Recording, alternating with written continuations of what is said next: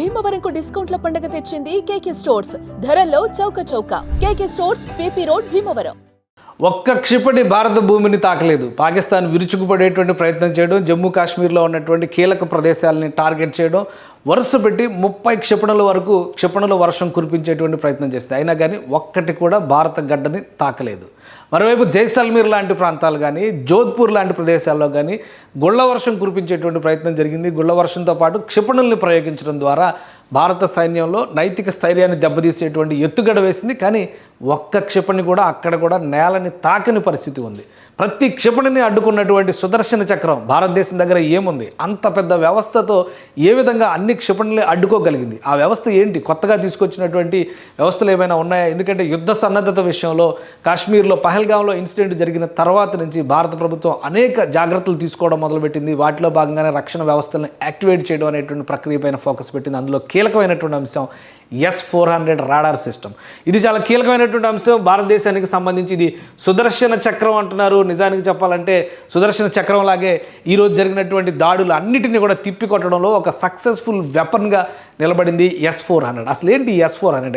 S-400 ఉన్నటువంటి ప్రత్యేకత ఏంటి? ఒకసారి విశ్లేషించేటువంటి ప్రయత్నం చేద్దాం. ఇది రష్యా తయారు చేసినటువంటి క్షిపణి విధ్వంసక రక్షణ వ్యవస్థ. ఇది భారతదేశం దీన్ని ప్రొక్యూర్ చేసింది. దాన్ని ఎక్స్పెరిమెంటల్గా అనేక టెస్టులు చేసింది. S-300 నుంచి S-400కి అప్గ్రేడ్ చేసింది.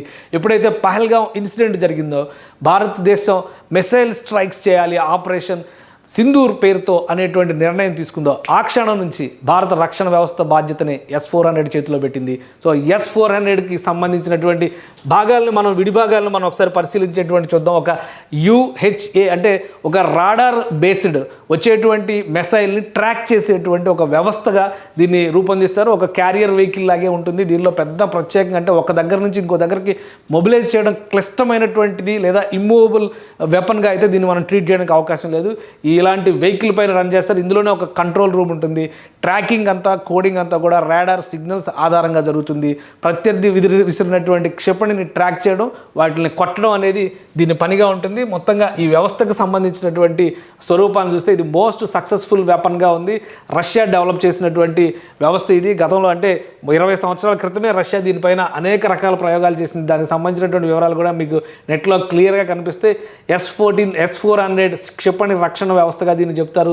S-300, S-200 సిరీస్ నుంచి స్టార్ట్ అయింది. 2007లో ఇది పూర్తి స్థాయి అప్గ్రేడెడ్ వెర్షన్గా మారింది. దీనికి S-500ను కూడా తయారు చేసి దాన్ని అప్గ్రేడ్ చేస్తూ రష్యన్ మిలిటరీ దీన్ని ఎక్స్పెరిమెంటల్గా ఉపయోగిస్తుంది. ఇప్పుడు రష్యాలో జరుగుతున్నటువంటి ఉక్రెయిన్ యుద్ధానికి కూడా ఇది ఒక కీలకమైనటువంటి రక్షణ వ్యవస్థగా పనిచేస్తుంది. సో మొత్తం మీద ఈ రక్షణ వ్యవస్థని భారతదేశం అమలు చేసిన తర్వాత ఒక అన్స్టాపబుల్ ఆర్మీగా మారిపోయింది. భారత గడ్డపైన పడేటువంటి ప్రతి క్షిపణిని అడ్డుకోవడంలో, ముఖ్యంగా బ్యాలిస్టిక్ మిసైల్స్ని ప్రయోగించేటువంటి విషయంలో. బ్యాలిస్టిక్ మిసైల్స్ అంటే ఇంటర్ కాంటినెంటల్ మిసైల్స్ కూడా ఉండొచ్చు. ఖండాంతర క్షిపణులు అని చెప్పి మనం తెలుగులో అంటాం. సుదూర లక్ష్యాలను ఛేదించేందుకు 1000 కిలోమీటర్లు, 800 కిలోమీటర్ల నుంచి 2000 కిలోమీటర్ల రేంజ్ ఉన్నటువంటి వాటిని వేసేటువంటి అవకాశం కూడా ఉంటుంది. సో అలాంటి లక్ష్యాలను కూడా ఛేదించేటువంటి కెపాసిటీతో ఇది 120 కిలోమీటర్ల నుంచి 400 కిలోమీటర్ల పరిధి వరకు ఉన్నటువంటి క్షిపణులు చాలా సులువుగా ఛేదించగలదు. S-500 లాంటివి అయితే ఖండాంతర క్షిపణులు కూడా ఛేదించేటువంటి అవకాశం ఉంటుందని రష్యా ఆర్మీ చెబుతుంది. అయితే ప్రస్తుతం S-400 మన దగ్గర అందుబాటులో ఉంది. ముఖ్యంగా నార్త్ వెస్ట్రన్ బార్డర్ మొత్తం కూడా వీటిని మోహరించింది భారత సైన్యం. దీని ఆధారంగానే పాకిస్తాన్ పేలుస్తున్నటువంటి క్షిపణుల్ని అడ్డగిస్తుంది. ఇది S-400లో ఉపయోగించేటువంటి క్షిపణి 48N6E3 అని చెప్పని అంటారు. దీని స్వరూపం చూస్తే మనకు అర్థమవుతుంది. ఒకసారి పుష్ చేసిన వెంటనే ఆకాశంలో వస్తున్నటువంటి క్షిపణిని లేజర్ సిగ్నల్స్ ద్వారా ట్రాక్ చేసి టార్గెట్ని ఫిక్స్ చేసి దాన్ని గాల్లోనే ధ్వంసం చేయడం అనమాట. అంటే నేల మీదకి రాకుండా ధ్వంసం చేయడం. మహా అయితే విరిగిపోయిన శకలాలు మాత్రమే నేలపైన పడతాయి. సో ఆ స్థాయిలో దీన్ని ఒక విధ్వంసక క్షిపణిగా గుర్తిస్తున్నటువంటి పరిస్థితి ఉంది. ఇక దీని కంట్రోలింగ్ సిస్టమ్ మొత్తం కూడా ఇలా ఒక కమాండ్ కంట్రోల్ రూపంలో చూస్తారు. ఈ కమాండ్ కంట్రోల్లో మొత్తం కోడింగ్ అంతా ఫిక్స్ చేసి ఉంటుంది. దాని ఆధారంగా ఇక్కడ ఇచ్చేటువంటి సిగ్నల్స్ ఆధారంగానే ఈ S-400 వ్యవస్థ పనిచేస్తుంది. నిజానికి మన దగ్గర ఒక 2 రకాల అస్త్రాలు ఈ యుద్ధంలో కనిపిస్తున్నటువంటి 2 రకాల అస్త్రాలు చాలా క్లియర్గా ఉన్నాయి. ఒకటి హారోప్ డ్రోన్స్తో చేస్తున్నటువంటి అటాక్స్ అయితే, రెండోది కౌంటర్ సిస్టమ్గా ప్రత్యర్థి విసురుతున్నటువంటి క్షిపణుల్ని ఎక్కడికక్కడ నేల కూల్చేస్తున్నటువంటి వ్యవస్థ S-400 సక్సెస్ఫుల్ ఫార్ములా అయింది భారత ఆర్మీకి సంబంధించినటువంటి విషయాల్లో. అందుకనే దీన్ని పెద్ద ఎత్తున ఇప్పుడు ప్రశంసిస్తున్నటువంటి పరిస్థితి.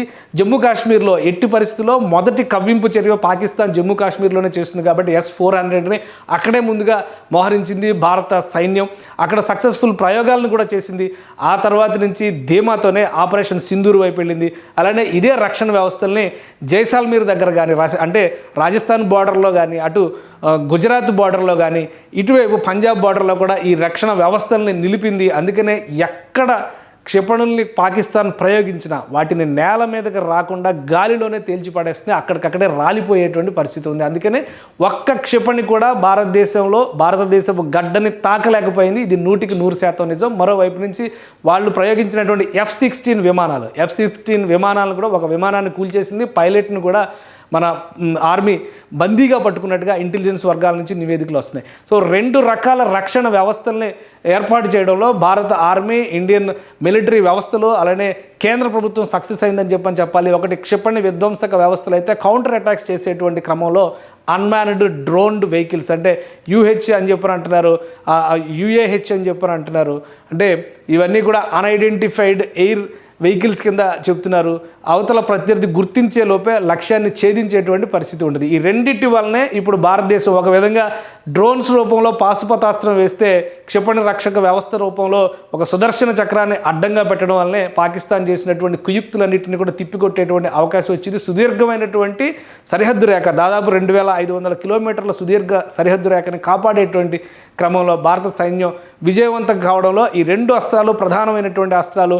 హార్ప్ డ్రోన్కి సంబంధించినటువంటి కూడా మనం ఒకసారి తెలుసుకోవాల్సినటువంటి అవసరం ఉంటుంది. ఎందుకంటే ఈ ఆయుధాలను ప్రయోగించడంలో కూడా చాలా కీలకమైనటువంటి పాత్ర పోషించింది భారతదేశం. ఇది హారోప్కి సంబంధించినటువంటి డ్రోన్ వ్యవస్థ. ఇది అన్మాన్డ్. ఇది కూడా ఒక 1000 కిలోమీటర్ల రేంజ్ వరకు 23 కిలోల పేలోడ్స్ని, వార్ హెడ్స్ని తీసుకుని వెళ్ళి 400 కిలోమీటర్ల వేగంతో, గంటకు 400 కిలోమీటర్ల వేగంతో ఇది లక్ష్యాన్ని ఛేదిస్తుంది. దాంతోపాటు తనని ఫాలో అవుతున్నటువంటి క్షిపణుల్ని మిస్గైడ్ చేయడం ద్వారా లక్ష్యాన్ని ఛేదించడం దీని ప్రత్యేకత. సో ఇది ఒక పాశుపతాస్త్రం లాగా భారత సైన్యానికి పనిచేసింది.